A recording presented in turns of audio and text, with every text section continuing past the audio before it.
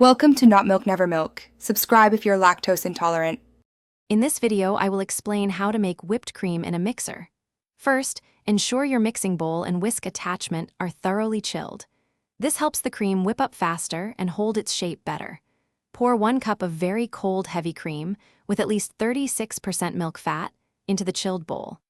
Add 2 tablespoons of powdered sugar and 1/2 teaspoon of vanilla extract for a classic flavor.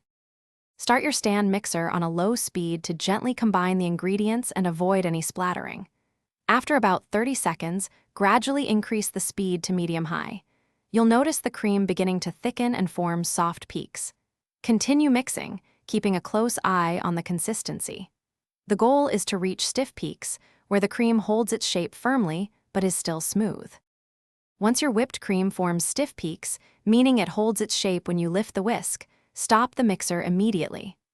Overwhipping can quickly turn your beautiful cream into a grainy, butter-like consistency, which is not what we want. Taste your whipped cream and adjust the sweetness or add other flavorings, like a touch of almond extract if you prefer. It's all about personal preference.